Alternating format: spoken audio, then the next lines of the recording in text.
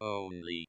10, 9, ignition sequence start. 6, 5, 4, 3, 2, 1, 0. All engine running.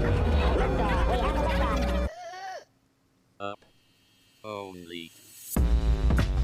Hello and welcome to Up Only TV. I'm Ledger. No Kobe today. I'm with Udi and David. They're going to debate. Before we get to it, let me tell you about FTX. Go to uponly.tv/FTX. Make a trade there today directly from one asset to another. You can buy the dip if it's down only in your neck of the woods right now when you're listening to this. Hopefully it won't be anymore. Hopefully the dip will be bought and we can re-embrace bull season again. Do it on FTX, uponly.tv/FTX. You can also earn yield on your tokens and all that fun stuff. Thanks to FTX for being our partners. And another special thank you to CMS Holdings, who is sponsoring this whole shebang with a donation to the software development fund for the Human Rights Foundation for Bitcoin development or something along those lines that Udi can correct. Let's introduce our special guests who are debating something I truly do not understand. We've got David from Bankless and Udi from Twitter. Udiverse. From Udi from the Udiverse. David, how are you doing? What's up, Ledger? How you doing, my man? Good to see you again. Doing great. And Udi, this is your second debate, and it's like 4 a.m. for you. So how are you? My second debate today. I've debated a Bitcoin maximalist like an hour ago, and I'm debating an Ethereum maximalist. This is shaping up as a very productive day. What maximalist are you? Are you an Udiverse maximalist? No, Udi's an Udi maxi. Exactly. Good. All right. So this debate is about kind of the drama, I guess, of the prior week or so, but there's some other stuff involved. David, you sent a tweet sometime the other day saying abandoning decentralization is the biggest sin that you can commit in this space. It's easier to fix fees than it is to fix centralization. This was in response to Sue, who said he abandoned Ethereum despite supporting it in the past. Ethereum has abandoned its users despite supporting them in the past. The idea of sitting around watching the burn and concocting purity tests while zero newcomers can afford the chain is gross. Udi disagreed. So what are we actually going to talk about? Okay, so so there's this big drama that's gone around all throughout crypto Twitter this weekend. It started off between like Suzu and Kane Warwick, because Kane was talking about how he's tired of all of these profit maxis pumping their bags and selling them, and kind of like not actually naming 3 Arrows Capital by name, but mostly just like insinuating, talking about 3 Arrows Capital. Then Suzu came in and talked, I'm pretty sure showed the chart, the SNX ETH chart, I think is the chart that he showed. Yeah. And then linked to a news article about Kane's second real estate purchase in the realm of like $35 million for a collective like $50 worth of millions dollars worth of real estate inside of Australia, and said that Kane is being a hypocrite because Kane's also selling tokens to fund his life.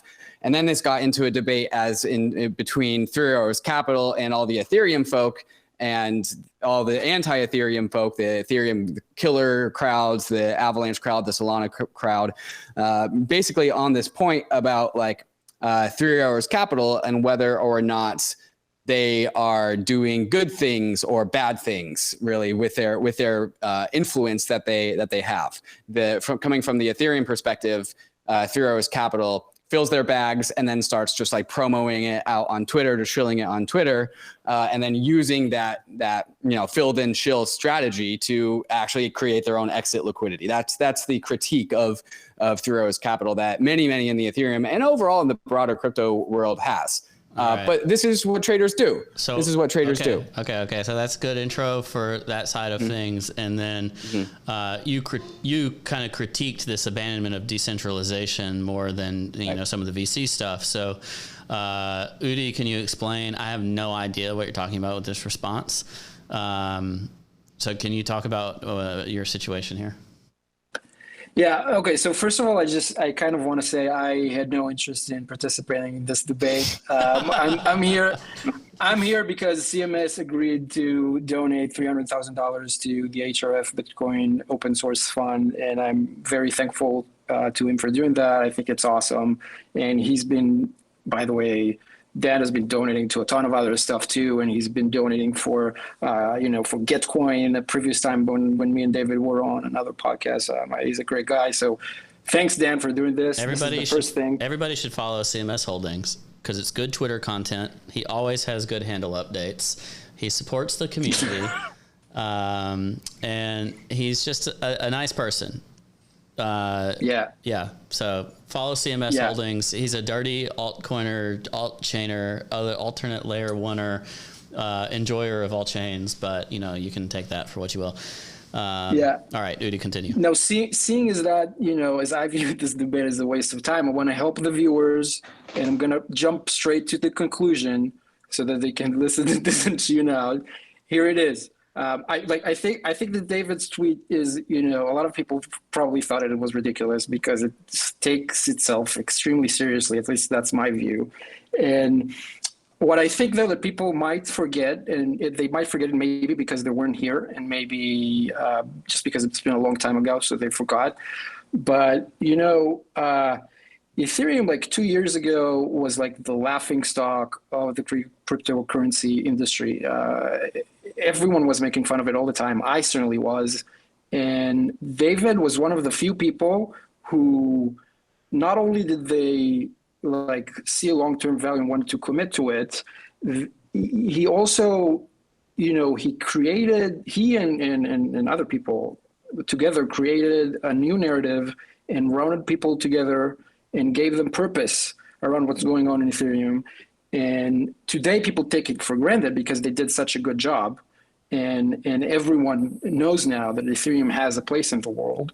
But back then, most people thought it was a joke. So I can see why David is very passionate about this, because he was there in the trenches when everyone was making fun of everything. And I understand that feeling very deeply because I'm old and I went through a similar experience with Bitcoin. So I understand that. And the thing is, I see a lot of people on the Bitcoin side of things missing that. And I see a lot of people on the Ethereum side of things missing that now as they're, just younger, that people's motivations move on, right? Like the Ethereum did it. Ethereum succeeded. Ethereum is a success, right? And that's something you couldn't say 2 years ago. And that happened because David's hard work and Builder's hard work and a lot of other people who were involved in that process. But we're there now. And now people are, they're looking at other opportunities. And that's just normal progression. That's fine. It doesn't make them, in my view, doesn't make them bad people, doesn't make them immoral. And they just have a different point of view. I very much agree with Sue when he says that people don't want to be lectured when they find out about crypto the first time. They don't want to be lectured from Bitcoin maximalists about how only Bitcoin matters and everything else is not as decentralized, which I agree with, but people don't want to listen to this lecture. They don't want to listen to lectures from Ethereum people about how decentralization is the highest most moral thing we can achieve and do, and we shouldn't do anything else because people have other goals. The crux of your argument is basically to say that David or other Ethereum proponents are not the arbiters of what is right or wrong for people to value or believe within the crypto ecosystem, whether it's Suzu pumping his bags or someone else participating in crypto. And by the way, they're not the arbiters of what Ethereum people believe either. It's a single view in the Ethereum sect that is like Ethereum maximalist oriented. A lot of Ethereum holders are not like that at all. And maybe there are some people in the Ethereum community who disagree with that vision too. I think a lot of people in the Ethereum community are like, hey, you know what? Maybe Avalanche is interesting. Maybe Solana is interesting. I'm still an Ethereum person. It doesn't make me a sinner. I'm just looking at those other things. Somebody in the chat asked me, why am I not wearing a Pope hat? One, because it's flannel season. It's nice and cool here in Alabama. So I've got a date after this. I literally postponed a dinner date. My kids are at their grandparents' house. I have a dinner date with my wife, and I put on my Alabama flannels. And instead I'm talking to you two goobers. So dinner's going to be late. So, it's only for the charity. nevertheless, it's also some form of sacrilege I'm not comfortable with. And I find the crypto relation to religion extremely cringe. Like, extremely cringe. Crypto should not be religion. Crypto is a freaking tool. And I realize I'm moderating this, so I'll shut up. But that was my commentary there. So yeah, let's unpack the sin word, because I'm also was not raised religious, nor am I religious at all to this day. But yet the sin word was selected extremely intentionally, and I think it's actually a very precise word. And when I say that, like, abandoning decentralization is the biggest sin that you can commit to this in this space, it's not talking about like Christianity or any sort of religion, but it is pulling from those same similar patterns. And so in order to explain why the sin word is the appropriate word, we have to like take the vantage point of like Christianity or Catholicism or whatever. The reason why, according to religion, the reason why all humans are sinners is because we have our own mortality, right? We are imperfect humans based on the fact that we exist at all. And so the metaphor is that in order for humans to exist, they have to actually be imperfect. And that is what it means to be a sinner. All human, in the eyes of like God, all humans are sinners, and therefore you have to like go to church every single day and just like apologize for your sins. The metaphor is that there is this inherent sin that all blockchains have when they are bootstrapped from Genesis, and that is the distribution of their token. There is no good, perfect way to start a system at Genesis, right? There's like a reason why we call it a Genesis block. We also have like the book of Genesis. While like talking about tribalism and crypto in the same frame as religion is like cringe, the metaphors like line up really, really, really well. So we have like this Genesis event, a Genesis block of every single blockchain, which determines where all the money goes. And that is like the original sin of a blockchain, is that you actually have to determine who gets the tokens in some sort of way. And then you also have to design your blockchain in some sort of way. And so when we talk about what crypto is, everything about crypto is built on top of some form of decentralization. That is what we unlocked in this innovation that we call crypto. And if you don't have decentralization, you actually don't have anything. And so this is like where like Suzu and the definition of decentralization is arbitrary, correct? Yes, just as long as also with like the distribution of tokens, it's also arbitrary. But this is why it's really, really important to focus on that above and above all things, right? Like you can build anything if you have decentralization, but if you don't have decentralization, you actually don't have anything, because that is the whole purpose of this entire ecosystem. And so all the values, all the reasons why our assets, Bitcoin, Ether, whatever, the reason why it has value in the first place is based on the principles of decentralization. And when you sacrifice decentralization, you're sacrificing not only your own human values, but also the market value of your assets. So Brian David, Selkis, I have questions, 4 questions, Sure. Yes or no. Is Bitcoin centralized or decentralized? Well, that's not a yes or no, centralized or decentralized. Bitcoin centralized or decentralized? It's not binary, but in the grand scheme of things, according to the rest of the market, Bitcoin is decentralized. Is Ethereum centralized or decentralized? It is less decentralized than Bitcoin, but pretty damn good on the decentralization spectrum. Is Avalanche centralized or decentralized? It is more decentralized than your typical commercial bank or central bank, and more decentralized than most things that exist, except when you start to compare it to the world of crypto, it starts to appear pretty damn centralized. And Solana? Same answer. Udi, Bitcoin, centralized or decentralized, or are you going to give me a in between? I'm going to give you another spiel now. So I think, first of all, I'm really having a hard time taking this seriously. I think that it's laughable. I think it's laughable to say that it's a sin. Any of this is, I think, by the way, I think most people agree that a big part of the culture of crypto is just vibing and having fun, man. Like it's not that important. It's not that self-serious. I don't think so. I know that you guys do, but I really don't fundamentally think so. disagree. I know. But it's hard for me to take this seriously, even because it seems, and what happened with that tweet, the way this debate came to be was because I kind of, obviously I didn't take David's remark very seriously, and I replied like in a funny way, and it kind of ratioed David tweets, but that I get ratioed every day all the time, so there's nothing to get excited about. It's fine. And and it was just a joke. For me, it was just a joke. And I think what I got is that the people who view that, they thought, yeah, this looks kind of like a joke. So this is, it's kind of hard. It's kind of hard for me to take this seriously. But I will say about decentralization that I don't think that decentralization is what gives these assets value. Decentralization is important because it can help for censorship resistance.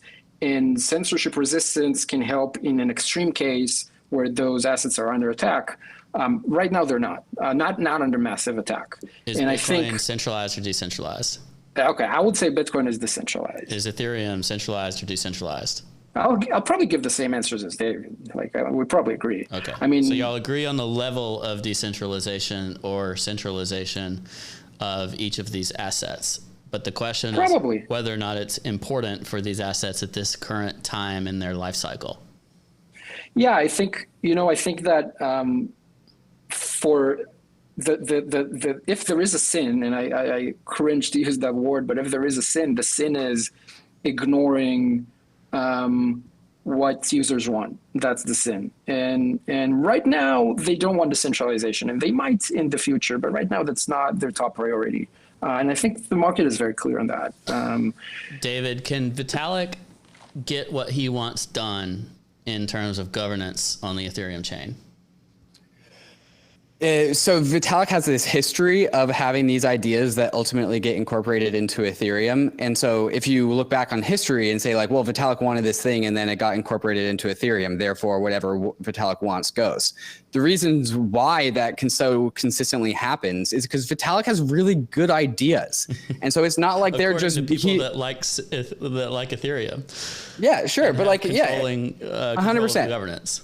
And Ethereum as a community has a shared culture, shared values that we all have. And Vitalik largely one of the reasons why they all are what they are is because it has been attracted. Ethereum has attracted a certain culture. Some of that culture came out of a reaction to the lack of inclusivity or experimentation that came out of Bitcoin, because that's not what Bitcoin does. So all the people in crypto before Ethereum was even a thing, all the people that wanted to have open and inclusivity went over to Ethereum. Ethereum has a culture of inclusivity? Yes, absolutely. So why is it like $400 to make a transaction on Ethereum? Well, okay, so this is the Ethereum L1, where Ethereum as a whole entire ecosystem has many, many different ways to embed a transaction ultimately that gets settled to the L1. And so on DYDX, it actually only costs a couple pennies. And so it's actually extremely inclusive there. On Immutable, it's again, costs a couple pennies. So it's actually extremely accessible there. The Ethereum L1 is a blockchain that sells block space to other blockchains. It's weird that humans are on the L1. We shouldn't be there. It's just a short-term anomaly based on the growth of this ecosystem. That is definitely a shift in narrative. Like, the long-term plan of Ethereum on layer 1 is it not like sharding directly on layer 1 and scalability directly on layer 1 through proof of stake, so that any user of Ethereum should have cheaper fees? And more importantly, is it not a compromise in itself to say that limited access today is an acceptable compromise for the better technological solution in the future, whereas perhaps Avalanche or Solana is saying that the better compromise is to be affordable today versus the greater degree of decentralization or whatever other compromise might exist? Is this not just a differentiation of what's an acceptable compromise or not? Yeah, it's definitely a difference in time horizons for sure. Like Ryan Selkis tweeted this out about this weekend that was super accurate. He goes, people thinking 5 months out, arguing with people thinking 5 years out, story of the most debates on crypto Twitter. And that's exactly what's going on here, where all these L1s are capturing a ton of market share, Solana and Avalanche specifically, in the short term because of the fees on Ethereum. But also, even Avalanche has actually way higher fees than Ethereum had in 2018 or 2019, right? And so dude, what? I made a trade for 13 cents on Avalanche. 13 cents.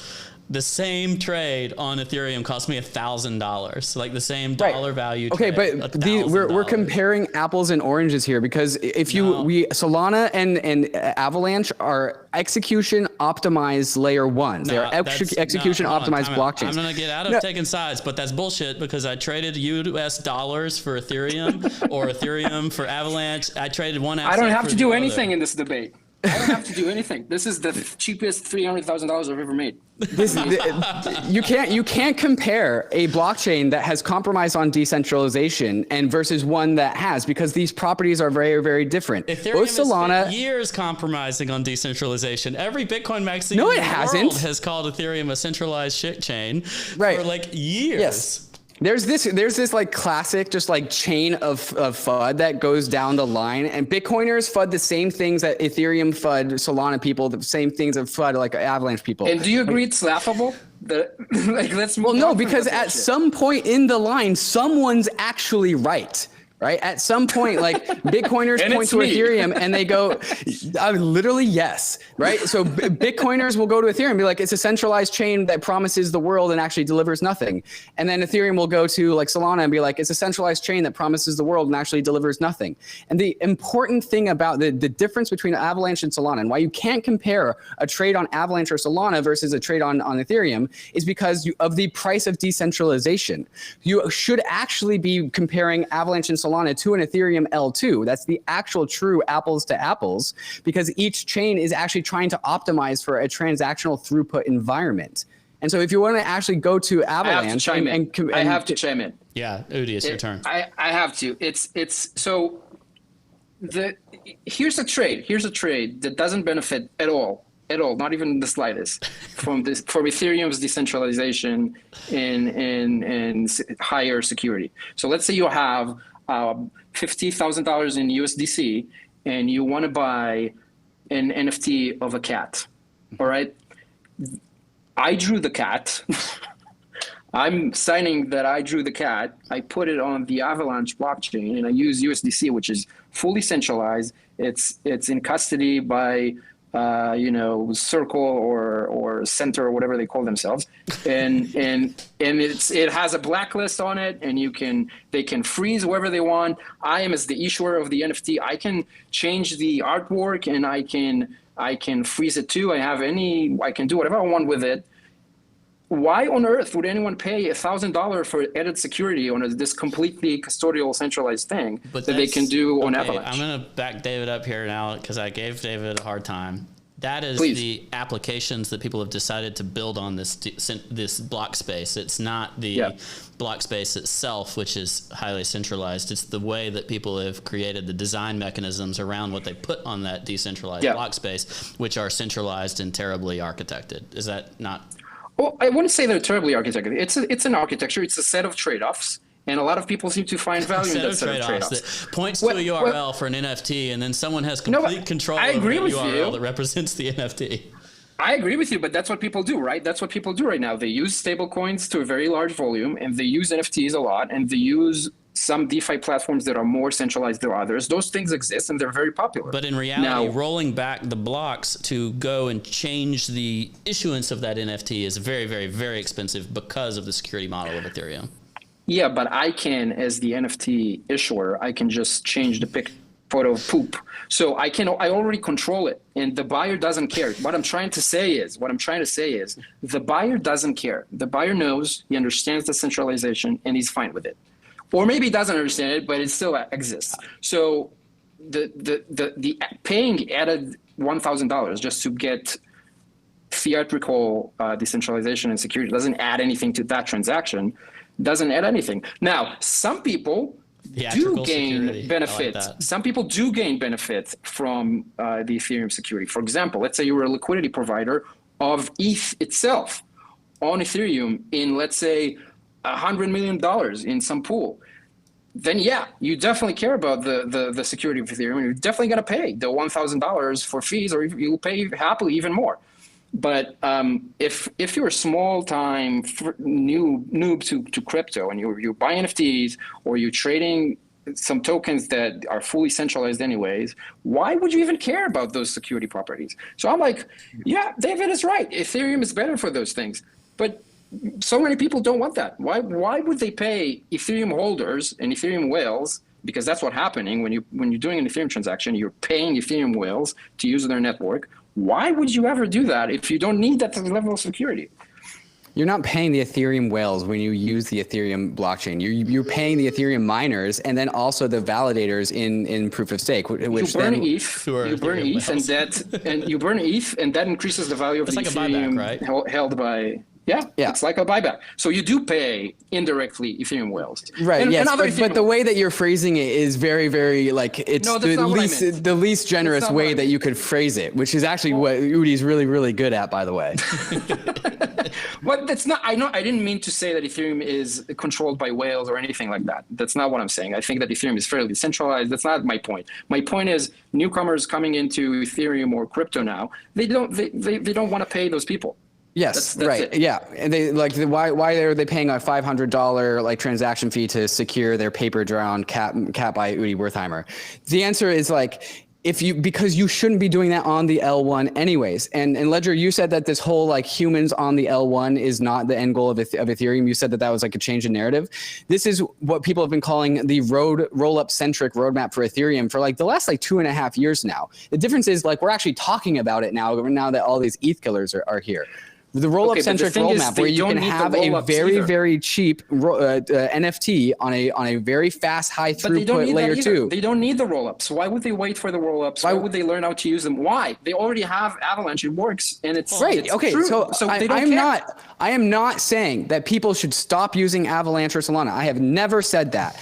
I think they should absolutely go to no. They can use it. It's just the sinners are the guys that designed the thing, not the users of the thing. Okay. Yes, not the users. Oh, I want the users to come into the crypto space and do all of the things. Go on to Solana, go on to Avalanche, do all of the things. They are perfect for people who are new for the space because it's like a blockchain on training wheels, right? Like they actually have centralization aspects. You know why all these people that come into Avalanche and Solana love these things? Because it feels like the Web 2 platforms that they just left from, because they are closer to Web 2 platforms because they're centralized. It looks and feels like what they're used to because it is what it is, right? Udi, and so like where Udi is talking about how like people on Ethereum pay the ether whales, on Solana and Avalanche, it's the Facebook model where you are the user is the actual product, and the cheapness of the transactions are being subsidized by the delegated proof of stake Solana holders, like the people on that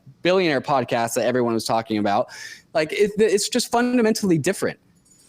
Udi, do you have any gripe with the like layer 2 by default narrative? Yeah, I just think that it's just not always the best solution. So and how does that blend with like Bitcoin and Lightning? Because Bitcoin, if anybody were to ever use it, like it's basically useless. So as I said before I started this debate, I'm not going to defend Bitcoin here. I'm not going to defend Bitcoin here. I'm not going to defend Lightning. I agree with you. I think that Lightning is probably not the solution for most of the needs of Bitcoin users. It's a solution for some of them, a small subset probably of the needs, but not for all of them. And that's fine. It's good to have the tool, and it's good to have roll-ups too. But I think they're not the optimal solution for most trades that people are interested in right now. And I don't know what happens in the future. Sure. Maybe in the future they want something else. So if we agree that they're not the optimal solution for all types of trades and that there is demand for other types of trades, then I think that providing a solution to that demand is not sinful. It's great. This is what we should do in a capitalist environment. People should find that there's demand and create solutions for it. That's the opposite from sin. That's actually virtuous. We should get away from the sin word. The reason why again, I know, but like, okay, so easy for you, David. All you had to say is, I shouldn't have called it sin. It was silly. And this is no, because it's fine. It's fine to make mistakes. It just takes a long time to explain why the word is appropriate. All right, I have a question, David. Hang on, before you ask that question, one of the things that fascinates me about this industry is the relationship between just human culture and all of the social scaffolding technologies that we've created in the past. Nation states are like the previous blockchains, as in they helped people organize. Before nation states, there was religion. And that religion is a technology that helped people organize. And the Bible is our new white paper, right? The new Bitcoin white paper. Well, back then it was the fucking Bible. These are the same technologies that different people around the world describe as legitimate. And then they hop from social scaffolding technology to social scaffolding technology. So understanding these pieces. It's a bad analogy. It's a fantastic analogy. That's what people would say if they want to make fun of us. That's what they would say. And I don't understand why you choose to use that analogy. I keep doubling down on it. Yeah, like just say, hey, I would say, if I were you, I would say, hey, this was a silly thing to say, but hey, let's laugh at it and move on. Yeah, the thing is, I just don't think it's a silly thing to say. I think it's extremely precise. I do think people are religious about crypto. I just think that's highly unfortunate. But so my question, David, it's the same thing as patriotism or nationalism. But that's okay. It's idolatry. It's idolatry. Sure. I can handle the term idolatry better than religiosity. Anyway, all right. So the question I have is, you said in response to Sue that abandoning decentralization is the biggest sin, but you also said that it's the designers that are the sinners, not the users. But right. Are you blaming Sue as the backer of the designer or as the personal user? Like, I don't understand where that comes from. Yeah. Sue, from what my gut take is that like Three Arrows Capital missed out on the Solana trade, and so they picked out Avalanche as like the next most viable candidate to be like the ETH killer that pumps. And so as somebody that like Sue is very smart. He understands how this industry works. I'm pretty sure he understands that at the base of everything in this entire industry, why this industry works is decentralization. And so he's hiding behind the whole like, a simple ETH transaction costs like $50 on the main chain as like a defensive shield for like compromising on the values that created the space in the first place. And then he's just like pumping his AVAX bags, which again, I don't have any proof for, but everyone talks about how Three Arrows Capital like shills their bags as exit liquidity. They don't as exit liquidity, but they do, like, I think like most traders, they tend to tweet euphoria at local tops. Okay, I totally have no proof whatsoever of like. They've been talking about AVAX when it was $30, when it was $50, when it was $60, and they're still talking about it. Well, yeah, but the thing is that happened all in the last like 2 months or whatever. It happened 2 months ago. So. People, venture capitalists or investors sell their assets at some point. They take profit over time, slowly, etc. These people all have way too much money to dump it all. Like, for example, if we don't pick on Three Arrows for a minute, Multicoin owns hilarious amounts of Solana, helped drive the Solana narrative. They are sellers of Solana and they're supporters of Solana because they are distributing their tokens to the people that invested in Multicoin. So like they can both be sellers and proponents because they have infinite amounts, the same way that Mark Zuckerberg sells his Facebook stock literally every single day to the tune of like $25 million. Right. Yes. This is the thing that you can't get away from as like the genesis of a blockchain, which Multicoin was very much part of that genesis, right? Like the story of who gets the tokens is really, really important. Okay. But Chainlink sells tokens all the time. They still like Chainlink. They literally sell their tokens all the time. They're built on EVM and Ethereum and are extremely important to that ecosystem.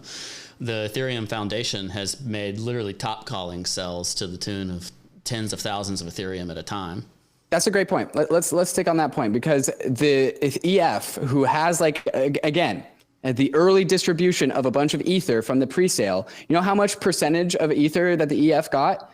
6%-ish, give or take. I can't remember the very specific numbers, but a very relatively low percentage of a number. And so like the insiders for Solana versus Ethereum, according to this Mazzari chart, 48% of all outstanding Solana tokens was sold to insiders, and then 13% was given to the foundation, like the founding team, right? Whereas Ethereum had like 60+% like sold on day one, 15% given to insiders. Those insiders were like the Ethereum co-founders, and then split down the middle along with the EF, and then. And I can't What remember. what if this is The distribution is all bad? messed up, What if right? the distribution for Ethereum is bad? What if it would have been better if the Ethereum Foundation would have gotten 30%, let's say, and then they would have more funds. They wouldn't have to sell out very early a significant chunk of their coins, and they would have more funds for long-term development and to be more flexible, and they would just be better aligned at leading Ethereum to a better place. What if that would have been better for Ethereum? I mean, there was definitely a time during the 2018, 2019 bear market where like if the Ethereum ecosystem was like, oh shit, like we actually might run out of money. But then DeFi summer happened. And like, I think the EF has a very balanced amount of money. It's not too much. It's not too little. And like, even like so Antonio Giuliano from DYDX made a critique on like Ethereum development, like about how Ethereum hasn't developed anything in the last 4 years. Meanwhile, DYDX is built on Starkware, which got a grant from the EF to build out layer 2 scaling technologies. And a point between the difference between that I want to go back to between like Solana and Ethereum, the Ethereum presale, which had the vast majority over like 75% of the Ethereum presale was a permissionless, non-KYC, like any open access presale, where Solana, which put in like over 75% decentralized insiders, had a private VC only sale. And so it's I'm going to unfortunately invoke the sin word again. The original sin of a genesis of a blockchain is where the tokens go, and that it's sets unfortunately the culture. impossible. It's unfortunately impossible It is, to do a yes, sale like that- Ethereum again. So- and yes. and it would have been maybe better, maybe, but it's not possible. You guys are grandfathered in, and no one else can do it. So Don't say you do have that my advantage. first Ether buy was at $300 in 2017. No, I Like, didn't mean you personally. I mean Ethereum is grandfathered in the sense that it can operate as an ICO while new networks cannot, because they'll go to, well, not to jail, but they'll get sued. So they just can't do it. And that's why they do it. And maybe it would have been better if they didn't. How would you compare like the modern era of chain distribution like Solana and Avalanche versus like say Ripple or which they then called XRP, but like would you say these are equally fair in terms of the level of decentralization and the being on the spectrum and how they provide that, or do you think like XRP is a worse offender? I think that what's better now than it used to be is that investors are demanding more transparency and more clarity. They could do it before, but they just didn't. So I think that on balance, generally, most sales these days, I think, are better distributed than they used to be, let's say 4 years ago, or definitely in Ripple's case, and it's better communicated too. Now, Ethereum was probably different because it was very early. I have no complaints about the Ethereum distribution. I think it's fair. I think it's fine. Might have done better if Ethereum Foundation had better funds to work with, because it's true that they're probably well funded now, but over the last 4 years, they've had real problems with that. And maybe Ethereum would have been further along now if they had more funds. I don't know. Who knows? I'm just saying that not necessarily having this kind of more concentrated distribution, it's not necessarily bad. Maybe it's actually good. And that's kind of the experiment that is being played out, and we'll see. I think the great thing is that there's more transparency now. People understand vesting periods better now. And there are a lot of things that can be improved. But That's hold better. on. Do people know that when they look at to today, or like was it just the investors that realized the difference, like the people who were those insiders in the first place? I don't look. I'm sure that a lot of people just log into Coinbase like and I'm see. Coinbase Bob, and I'm buying XRP versus Solana. Like, is one better or worse? I think the best you can hope for is that the information will be out there and people can make their decisions if they want to. If someone just logs into Coinbase and just buys based on what's the top of the earners list for the day, maybe that strategy works, maybe it doesn't, I don't know, but that's their choice. If they want to learn, they can. I think the big difference from now and let's say 2017 is that information is more readily available and more accurate. It's not perfect, but it's better. So I just don't think, I think it's okay to have something like Solana that is, or Avalanche or whatever, that is more concentrated, as long as people can find out if they care enough to look for it. And and then let's see what's better. So Let's see if they do better than Ethereum or not. Is there a white line? Because I think what David is essentially expressing is that like he's narrowing the fuzziness of the line to say like there's a starker line between like what is okay and not okay, if we not to say like full out scam and not scam or something, or like, you know, unfair or fair, however, or sin or not sin. Is there a clear line? Is there a fuzzy line? Is there no line? How, Udi, do you declare right versus wrong, and are there any limits?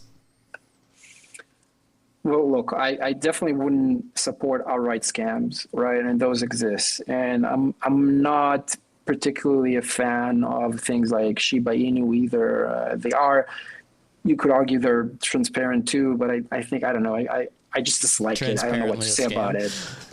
Yeah, I mean, I don't know. I dislike it personally, but I don't know what else to say about it. Like, if people want to do it, like, fine. But what about like Hex? It's like, is Hex okay? I honestly don't know why Hex gets so much shit compared to so many other things that are not worse.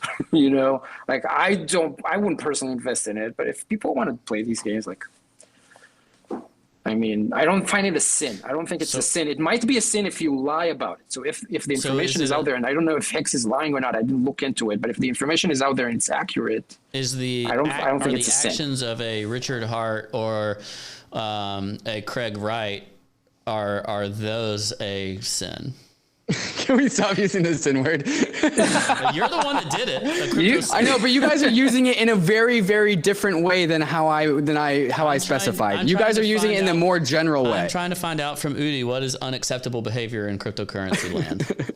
Yeah. So, I mean, I used to be very triggered by Kelvin, what's his name? Craig Wright. I forgot his name. That's how he relevant is. Craig Wright. Right. So I used to be known as Satoshi Nakamoto, the founder of Bitcoin. I don't know if you've heard of him. So I used to be really triggered by him. Thinking back to it, I'm like, you know what? Like, whatever. It's okay. A joke, man. Wait. He's a liar. Yes, okay. He's a liar, and I don't support lying to people. So I think that if you buy, and people probably did buy BSV based on the promise that he's Satoshi. So in that sense, they were defrauded, and that's probably a crime, even maybe. But just the, you know, are the people just who the mannerisms around it. People who enabled that also. So like if here I may be stretching it, but like are the people who enabled BSV to like so blatantly do its thing? Are they kind of the moral equivalent to Suzu backing Avalanche? You know what I'm saying? You mean like letting BSV trade on your exchange or whatever? Yeah, letting it trade on your exchange, saying like it's something to respect. I knew a lot of people who bought an equal amount of BCH and or BSV because they thought it might be Bitcoin, for example. And my blame in that scenario was actually on the exchange operators and the people who enabled these things to occur, not their access to them, but their education of them. And so like I felt that was the crypto equivalent of an immoral behavior by not being more politically opinionated, as David has been in this scenario, to say like that is wrong. So David is standing up and say that is wrong. So my question is like, are we allowed to stand up at some point and say that is wrong? Like Richard Hart, you are a scammer. Craig Wright, you are a scammer. Like, and this activity is immoral behavior within crypto. I think, well, first of all, of course, everyone is allowed to do whatever they want, and the individual, so it's definitely allowed. And I'm definitely supportive of people expressing their free speech. And I think it's even perhaps more than allowed. I would agree with you. Something like BSV, and I just don't know enough about Hex. I never looked into it, so I don't want to go and call it a scam. I honestly don't know much about it, but you know, there have been for sure like scammy things on Ethereum too in the past, and there have been a bunch of stuff going on. And I think when something is really just when someone is really lying about the product that they're selling, then I think it's probably the point that warrants some intervention. And if some exchange is like saying, hey, you should buy BSV because it's the real Bitcoin, or you should buy Avalanche because it's the real Ethereum, then that's probably... We have listed BSV for trading, and we have... I'm a very big supporter of big markets, and I think I have three markets, and I think that even if BSV is mostly a scam, people should be allowed to trade it, and as long as you're not misrepresenting it as the exchange, as long as you're saying, hey, this is one of the coins you can buy and do whatever you want with it, and you're not making any other promises about it, I think it's fine. If you're not going to, like, it's a market. If you're not going to do it, and other exchanges are going to do it, and your users are going to move theirs, and then what did you do? Like, how did you help the world by getting rid of your users? So instead, you should build a product that is good and respectful of your users, and try to do that in a moral way, but don't kick your users out because you have different opinions on what they want to trade. This is my David, view. should we have clearer lines about right and wrong in crypto? I think the thing that I really care about, that I wish the rest of the industry cared about, is like Udi. Some of the friction between me and Udi so far in this debate has been about our time frames, right? And again, like with that Ryan Selkis tweet, like people are just arguing about different time frames. And so like this is where the difference of like somebody as an individual coming into the space of crypto, they should absolutely go and hang out on Solana and Avalanche and like, you know, start to learn about this industry. But it's very, very different when you are promoting these things as like long-term futures, because I mean, I can't see into the future. I can't read the future, but there are some things that we know about blockchains that have inevitable outcomes. State bloat is one of these things. The inherent like lean towards centralization with throughput is one of these things. And there are things that we know about Solana and Avalanche that are long-term unsustainable as systems in their current forms. That we know these things happen. We know that these things exist. And so when you promote these ecosystems as like long-term platforms for the entire future of crypto, like that's actually wrong. Like we have crossed a line there that I believe is wrong. Like, and if you know these things, then it's morally wrong, because at some point in time, Solana will have to constrain its block space in order to promote decentralization, or go the route of Ripple and become too centralized. And so we know that Solana is going to have to increase fees on the L1. We know that Avalanche is already increasing fees on the L1, and it's only at 25% capacity, according to Paulinaya, who's tweeted something about it today. And so like, while all these ecosystems are attracting all of these low fee narratives, we know that it's long-term unsustainable. And ultimately, the roadmap paths for these systems are going to converge upon the same roadmap that Ethereum has already been on for like the last 4 years. And so I love this because I feel like I'm listening to Udi from 2 years ago. Those were exactly one by one my arguments for why Bitcoin is better than Ethereum, and you shouldn't get an Ethereum, because Ethereum cannot scale. And Ethereum will have the same problems that Bitcoin had with fees, and it will, and eventually people will realize that. Now, why was I wrong? Because in that period of time, Ethereum went up, 50x or whatever. So, and only now, after it grew 50x, achieved success, and is accepted by the mainstream as an achievement, only now it hit those limits, and maybe they'll be fixed. Now, those Solana, that's not why I would think that you were wrong. I think you're wrong for a different reason. David, I'm sure he'll tell me. But is it with Avalanche and Solana now, will they hit those things in the future? Maybe. But what you're telling people is, don't look at the opportunity of growth now, and don't take part in that, because that's a sin. Don't take part in that, because who knows what's going to happen in 20 years. Now, I don't know. Maybe Solana will have a problem and we'll fix it. Maybe Solana will have a problem and not fix it. That's even not particularly important for the theses that it's going to grow in the next 2 years. If it's going to grow and grow to the point where it's going to have scaling issues, I think the investors who bought it now will be happy. So that's even not a good case, and not a good compelling reason to not buy it. Okay, so the first impressions of these chains really, really matter. Where Ethereum had the open permissionless presale, where it gave away over 75% of the total supply to almost 9,000 people on day one. And then also Ethereum as a blockchain committed to having a constrained decentralized layer one. We see that this is completely not the same culture and first impressions that we see in Solana and Avalanche, where they have insider VCs, and they also don't have a culture of promoting decentralization. And so like, sure, you could say like we have growth now and then solve the problems later, just like Ethereum. But Ethereum had a commitment towards decentralization from day one. And the reason why Ethereum took off and like you were wrong about Bitcoin, and the difference about why I'm right about Ethereum, and the difference between those two things is because Ethereum, where Bitcoin wasn't, Ethereum is smart contracting enabled, which allowed for layer 2s to be built on Ethereum and allows for Ethereum to be a blockchain that settles transactions for other blockchains. And so when we see all of this narrative around VC like L1s, like you have a choice. If you have a blockchain, you have a choice. You can make it a layer 1 or you can make it a layer 2 on Ethereum. And you can fulfill all of your same commitments to your users as a layer 2 on Ethereum. Fast transactions, cheap fees. The only thing you can't fulfill is where does the Polygon network or other quote side chains fit on that spectrum? Like closer to what I'm talking about with an Ethereum layer 2. If in the future that the Polygon bridge never breaks, then it'll be treated like a layer 2. If this sidechain gives tokens to Ethereum influencers, then it's a layer 2, and if it doesn't, then it's a layer 1 that's competing with Ethereum.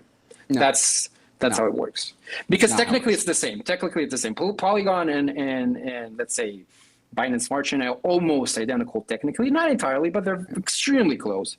And when it comes to security and decentralization, they're extremely close. But the one big difference, and it's an important difference, is that Polygon claims that it's politically aligned with Ethereum, right? Politically aligned, yes. It aligns itself politically by giving tokens to politicians. David, defend that with the caveat, and I'm just putting light on the situation. In February, you put in all caps in my DMs, Matic. And it was basically a ledger, go buy this, which I did. And then I capitulated very quickly. I should have held it because number went up, which is all I cared about in regard to my personal moral choice of whether or not to buy Polygon.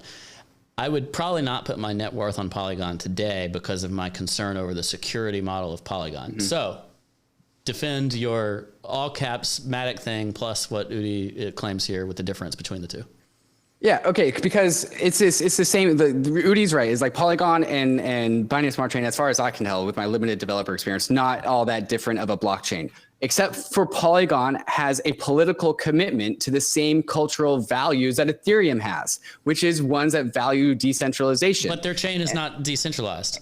Yes, right. And so kind of in the same way that like Lido has compromised on decentralization to go to market to capture the ETH staking market away from centralized exchanges, Polygon has compromised on decentralization to go to market to capture a lot of the activity that would have otherwise gone on to otherwise compromised layer 1s. That's the same strategy. The difference is both Lido and Polygon. Avalanche is doing the same. It starts out centralized and they will fix some of those issues in the future, just like Polygon will. Personally, I would bet on the Avalanche engineers to do a better job, but that's my personal opinion. And maybe I'm wrong. But the difference is on Polygon, you have somewhere to go. On Avalanche, you don't.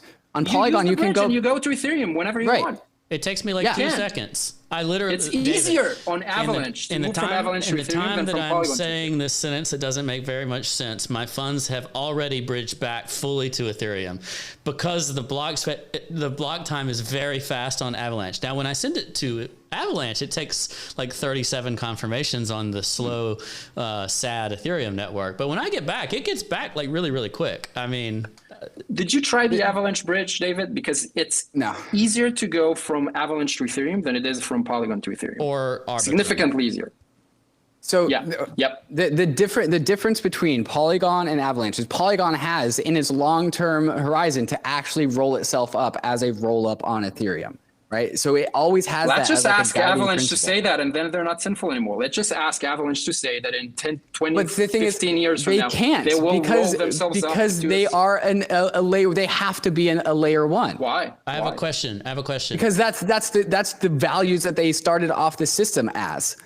They'll do what's best for their users. They've proven that. That's the thing. Solana, Avalanche, Binance Smart Chain, they've proven that they're going to do what's best for their users. Meanwhile, Ethereum is proven that it's going to do what's best for Ethereum whales. That's the difference. Maybe it's the best way to do it. I have a question. But so far, that's what they've been doing. Is there a level of trust in a layer 2 or a roll-up model that you have to have in the roll-up before you settle back to layer 1? Like, is there a trust model within your intra rollup activity?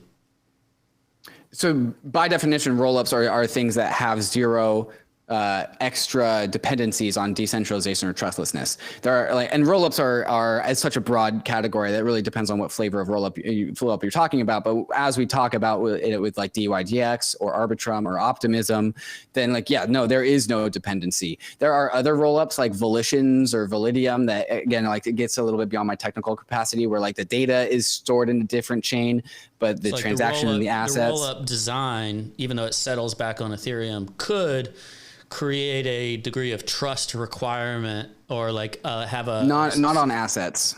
No. Okay, so it's on the smart contracting itself, but that's like what people do, right? So as long as they're just sending and receiving like Bitcoin, then it's okay. But if they're doing something, then they. There are some rollups that have an additional trust model, but not the ones that people are using today.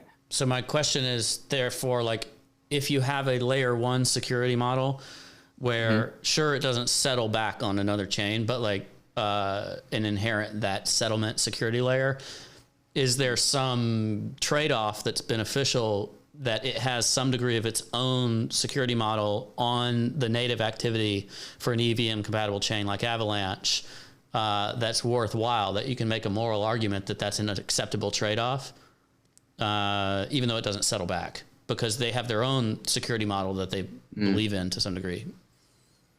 Oh, we just lost Udi. I think I understand your question. You're saying that like, okay, if you're on Polygon versus on Avalanche, at least they have more control over their security model as a layer 1. Yeah, versus like a side chain or like a poorly designed rollup, like they don't. And then this is when we get back into like the long term, like are we talking about like using it today or like the 5-year like plan for Avalanche, right? Because maybe in this brief moment in time, there is no difference, and maybe it is more secure than a Polygon. But it's really about where are these things going, because we are at the very beginning of a very, very massive industry that's supposed to recreate our whole entire financial world. And so it's just not enough to talk about it in its present moment. We have to talk about where it's going.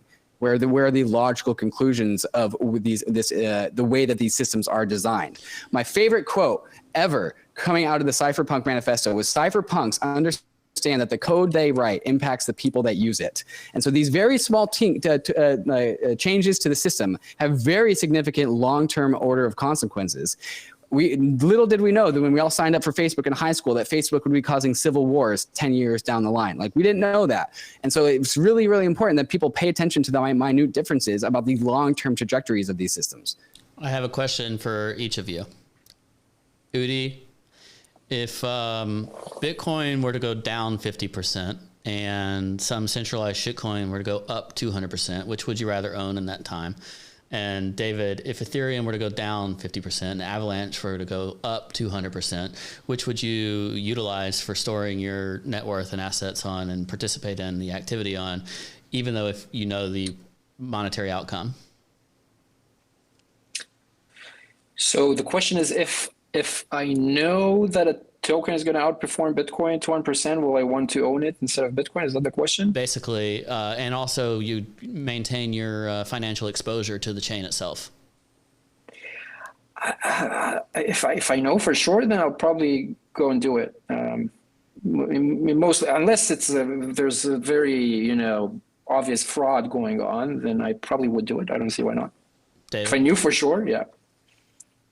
I actually didn't follow the question. If Ethereum were to go down 50% at the same time, say Avalanche or Solana or something that you don't trust and does not meet these requirements of moral aptitude, were to go up 200%, which would you keep your assets on and participate in as an investment, knowing the financial outcome from a performance perspective? Wait, so I feel like there's two questions being conflated into one. One is one chain is about to double, one chain is about to halve in price. Which chain do I want to secure my assets by? The price of the assets, your financial performance will be significantly different, but one of the consequences is you have to keep your assets on that chain that you don't accept the security model of. For how long? in the time that it takes to go down 50% or up 200%. That's the known outcome. I mean, yeah, if you tell me that this is 100% going to happen, like I would be, what's the word? Irrational to not take that opportunity if I know it's going to happen. And so, despite the decentralization barometer that you demand. Right. Yes. Because like, again, I am focused on like these systems that are trying to last 100 years. So if you tell me in the next like 2 weeks, Ether's going down 50% and Solana's going up 50%, then yeah, I would probably make that trade. Let's say it's 1 year. Your assets are there for 1 year. Then you have to trust the. No, these are generational systems. So yeah, 1 year is nothing. Okay. So if you can, so I think we agree. I feel like we agree. Like if you're a newcomer to crypto, neither of you is a maxi, and number go up matters most. And the chat's trolling me about this question, but like number go up matters most in this scenario. You're willing to make the security bet that your stuff will not be lost no matter which blockchain. I'm definitely not a maxi. I've been saying for 5 years I'm not a maxi. Oh, you're a maxi. You're Udi the maxi. I like people can troll me about this, but both of y'all just declared that your true colors are that number go up. Over. I mean, I've said that since the beginning. No, because it's also about like if I know that I think that I'm going to be a very good steward of the Ethereum protocol. If I know that there's a trade I can make where I can have more Ether and therefore be an even better steward of the Ethereum protocol, then I will make that trade, which actually still makes me kind of an ETH maxi, even though I don't bestow that label upon myself. I just accept it by others. Whatever y'all call it. Yes, right. Because I think I'm going to do a damn good job of protecting Ethereum by running my node honestly. Comfortable enough with the security model of those immoral blockchains to put your assets on it for that period of time to stack. I don't think David, you Solana should promote Avalanche because what's going to happen is more and more people are going to move from Ethereum to Avalanche. You'll make money off of it, and then you use that to further along Ethereum's future. I'd rather prospects. make more podcasts that educates people about how this industry works instead. So I just don't. My question is whether that is a significantly morally different decision than what Suzu's is, which is like I don't know that it is. Both include a desire for your investments to increase in value, and there is obviously a line which you're willing to cross for your participation in that ecosystem. Like the main difference is the blatant promotion of it. And so if I did do this, I wouldn't be stacking Gwei on Avalanche as long as you don't say coin good. Yeah, because we all know that 3 Arrows Capital really likes and enjoys their Twitter influence. I like it too. And then rotates from position to position. Yes, I do, and I'm also consistent, and I've never changed my tone since day one. Whereas 3 Arrows Capital rotates and rotates and rotates. That's the cardinal sin. That is the sin. Never ever changing a position when new information is presented to you. That is the sin. Because, and I will grant you that 3AC changes their opinion pretty frequently. But yeah, they're traders. That's what they do. And you seem to refuse to change any of your positions, even though the market is providing you new data, which is the market loves those L1s. It loves it. The people enjoy using them. So why not change your opinion a little bit and accept that maybe there's a little something there. Maybe sometimes rollups are not the solution. There's no worse evidence in crypto about something than like the last 6 months of price history. That's not evidence. Why? Because it's all a narrative game. You taught us this, Ledger, on the Bankless podcast. There's the pyramid of people, there's the day traders, and then there's the narrative traders, and then there's the foundational investors, right? Like I don't like stress. I don't like trading. I just keep myself where I have my convictions. Right. And so like just because the narrative traders have moved on to a new narrative. You don't have to change your opinion every 2 days. But what if after 2 years, some new information presents itself and you can make some adjustments? It doesn't mean you have to every day trade.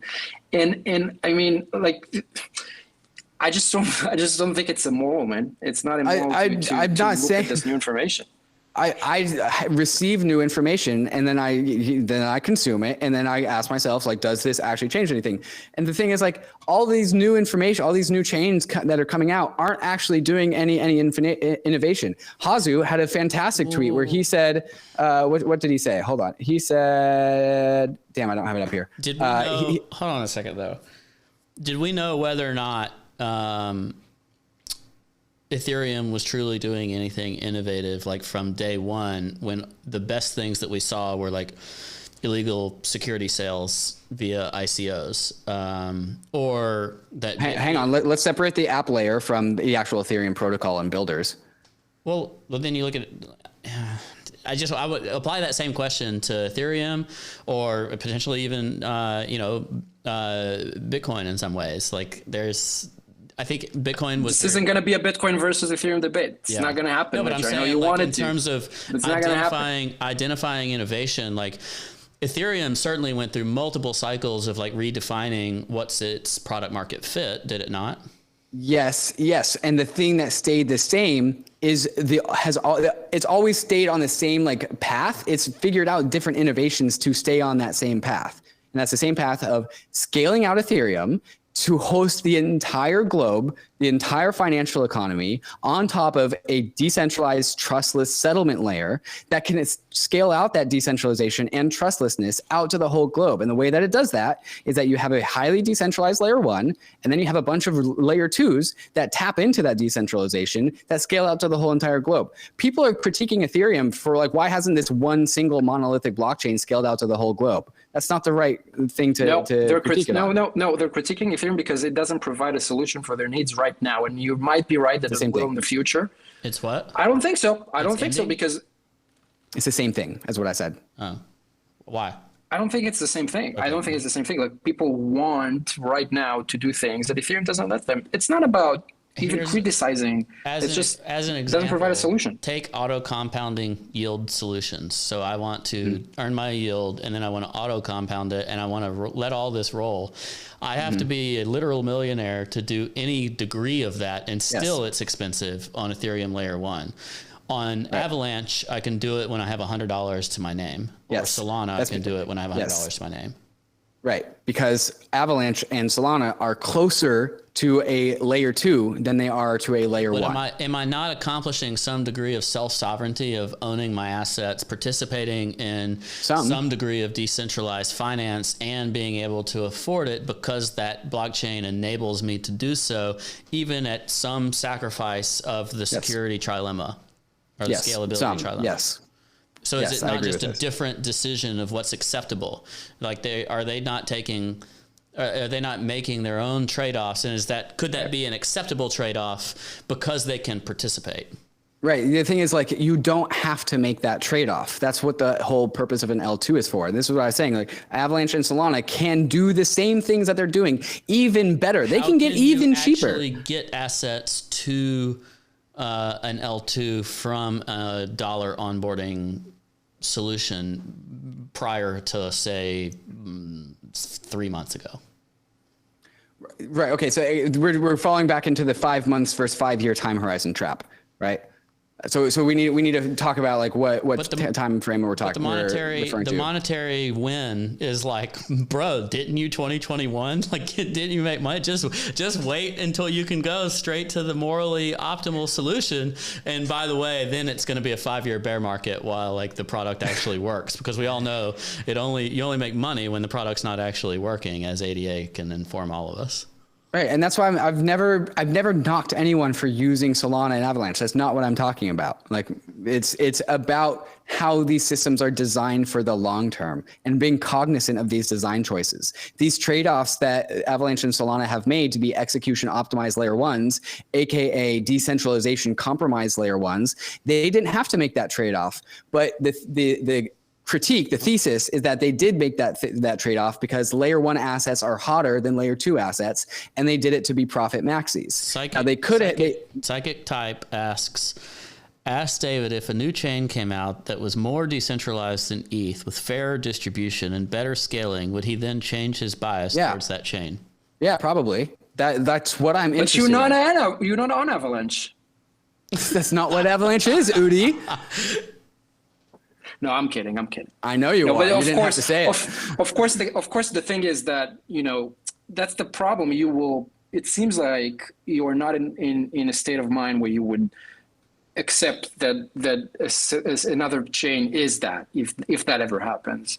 I know that it doesn't appear that I would do that, but this is why that I allow people to call me an ETH maxi, because like, why fight it? But really, I'm a decentralization maxi. That's what I care about the most. Is there a path? Is there a path where an existing L1 that you're currently critical of could earn its path to decentralization? That's a greater amount of decentralization than Ethereum enjoys today.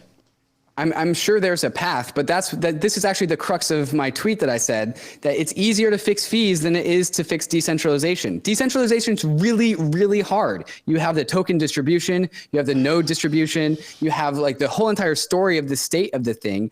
Decentralization is the hardest problem that humans have ever come up with. Fixing fees on a blockchain, we've actually solved that problem. What? Then why isn't it live?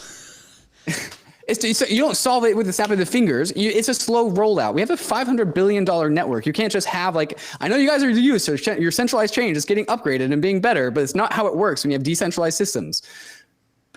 Well, I just want to say that Bitcoin solved it with Lightning too. So just to be clear, it's a solved problem. You can't do shit with Lightning. No, but you can't do shit with your stuff either. You're talking about things that maybe will. At least we have a viable path forward that is actually long-term sustainable, that can host generations upon generations of users, rather than being a flash in the pan that's only sustainable during a bull market. So if you didn't catch up on that, my point wasn't that Bitcoin is better. That was a joke. My point was that you're giving the same arguments as Bitcoiners do. I know. And Bitcoiners were wrong. Bitcoiners were wrong about it. And I think you're pretty wrong about it too, at least for the time being, at least for now. I don't know what's going to happen in the future. Udi, there's a clarification point. Luke, our moderator, said that you promised not to bring up Bitcoin. So, oh, that's true. I literally social credit according to that is true. CMS Holdings. Udi, I literally wrote in the Bankless newsletter today what I called the critique chain, where the Bitcoiners critique Ethereum. Ethereum people critique the Ethereum killers, and it's all the same critiques. At some point, someone's right. So maybe the Bitcoiners are right, actually, and it's actually Ethereum that's too centralized and too complex, right? Or maybe like actually maybe it's the Solana and the Avalanche people, and there's actually even more centralized versions than Solana and Avalanche are they're actually the optimized. Maybe place. The Doge chain. Somebody is right. Somebody is right. There's all the same complaints down the line. But only one point on the spectrum of choices that has been made of optimizations is somebody actually right. That's actually probably not true. I think it's not true, because I think that different users are going to have different needs, and it's unlikely that one of the solutions is going to be a good one for all of them. Yes, and this is why the roll-up model is so important, because if you want users to compromise on stuff like that for whatever reasons, you can put them on a roll-up that made those compromises. And you don't actually have to compromise on decentralization. That's the whole point of a roll-up, is you don't compromise on decentralization. You actually get it for free. What if there was a chain where it was proof of stake? It was fairly launched. It had Lindy effects of multi-crypto cycle generations. It had ZK snarks. You're talking about Zcash, and no, this is not going to go well. Saw that coming from a mile away. I'm just, what if? Why not? Why not? You have just declared to me that, David, you're in fact a Zcash maxi. Zcash doesn't sound sinful to me. Can Zcash do arbitrary code? I don't think so. It's on its way. It's a path, right?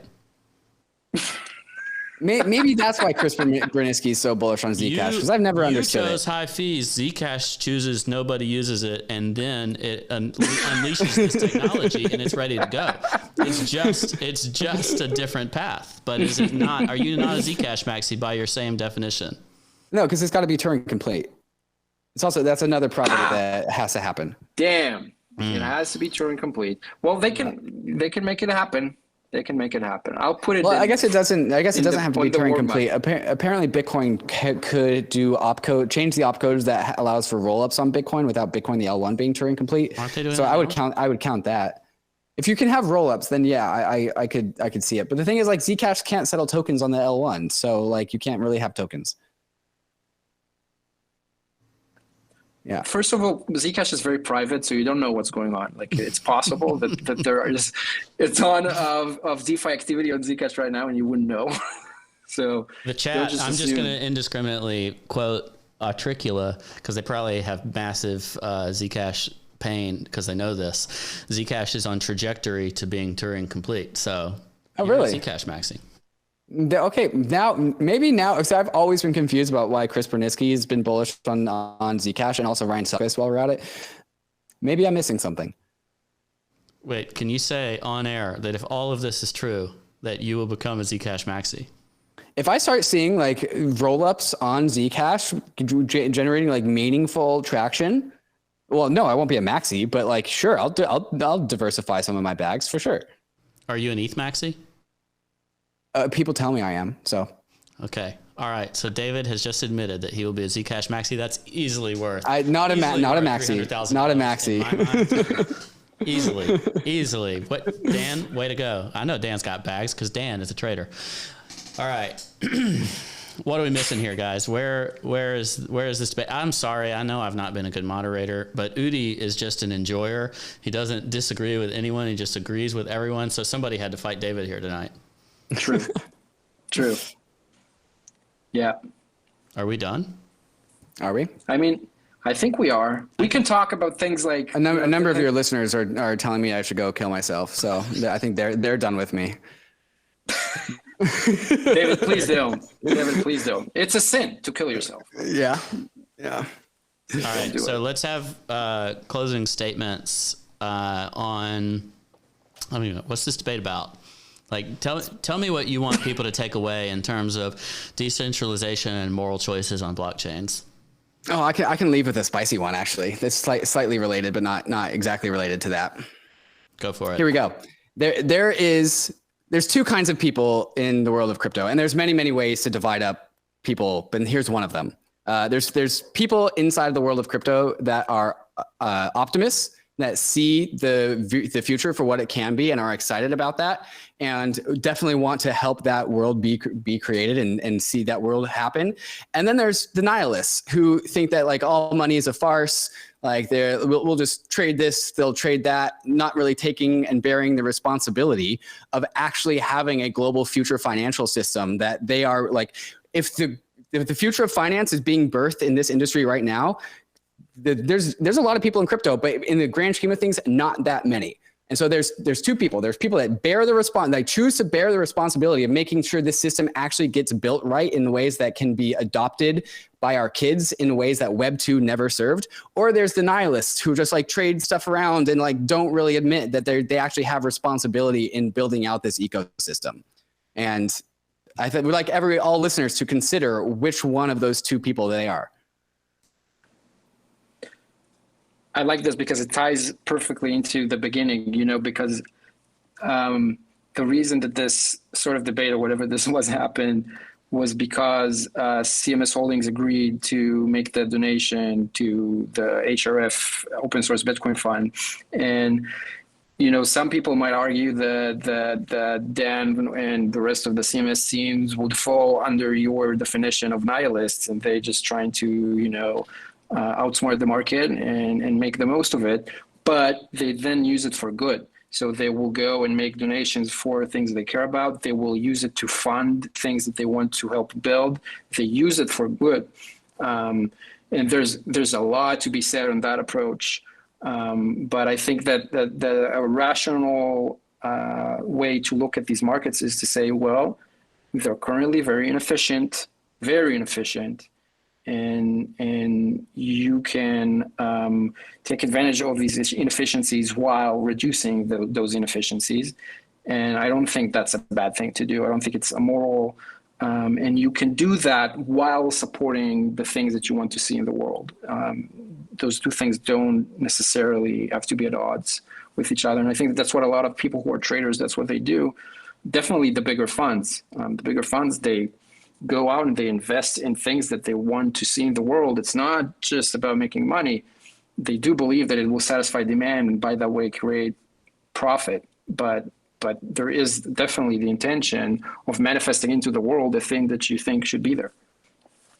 I think that both of y'all made an excellent point earlier. Both of you hinted at this, which is that capital formation is very difficult in today's world based on the regulatory environment. And I do think it leads to a world where the people who have money, who have power, are likely to continue to have money and to have power. And to some degree, Ethereum in particular benefited from like figuring things out when it was new and then being forgiven for it as it grew into decentralization, as former SEC chair themselves, Jay Clayton, even identified for why they did not believe it was a security, even though it probably formed as a security. And I think newer attempts at the same thing, they don't have that privilege to be able to be forgiven. They have to fall within the guidelines that exist. And the avenue toward capital formation leads to a more centralized model for token distribution, which is unfortunate, but not particularly in great control of some of the more well-intending teams. And I think that might lead towards why we have some of the centralization that we have in modern projects, that no one other than the people who are fortunate enough to fund those projects and win, the losers aren't very fortunate, but the ones that fund those and then win, take advantage of that. I don't think that they are empty participants in partaking in that. I think we can look at Multicoin with Solana, 3AC by your own admission with Avalanche, who are participating not only in the formation of that capital, but also the success of the chain itself as it goes out into the world, therefore potentially accomplishing that goal despite the less efficient or less democratic capital formation procedure. That does not get to the other sacrifices of the scalability trilemma that may exist, but I do think that it's a component of the way this whole thing comes together. That said, David, I think I overall agree with you. Like, I prefer what exists on Ethereum, and I think that that is really beneficial and important. And I do think that there's a lot for chains to answer toward in regard to their level of security, their level of decentralization. My challenge to Ethereum is that I believe that they've perhaps forgotten the importance of the scalability for users to participate on the chain, and neither investors nor users should really be vilified in any degree for participating where they have the capacity to participate. That I really, really like that, Ledger. That it is very, very pragmatic, and that's definitely one of the reasons why I look up to you in this space, is because you're a very pragmatic thinker. Now, on that note, something you said where Ethereum forgot about is making its chain usable by users. Can you go to a website called L2beat.com and then go look down the list of rollup technologies and tell me again that Ethereum have forgot to think about its users and cheap fees? Well, it's a matter of priorities, David. I don't think anyone thinks that nothing is happening, and it is kind of even unfair, I think, to say that nothing is happening with regards to scalability on Ethereum, because obviously a lot of good people are working on fascinating solutions, but it's not there yet. And so maybe the priorities were wrong. Maybe the process wasn't the best. Maybe that's just how it works. I don't know. But the fact is that currently other solutions are just fulfilling demand that Ethereum can't right now. This is true. Thank you both so much for being here. Thank you, Dan, and the entire team at CMS Holdings for making your generous donation for the future development of Bitcoin and open source software. Thank you to the chat for participating and being a part of our event tonight. And thank you to FTX for being our partners for Up Only. Go to uponly.tv/FTX to make a trade there today. You can like and subscribe. Go to Bankless Nation, whatever it's called, .net something. Follow David at Trustless State, Udi at Udiverse on Twitter, whatever his handle is. Thanks, everybody. Just don't follow. Thanks, everybody, for being a part of this event. We'll see you next time on Up Only TV. Bye-bye.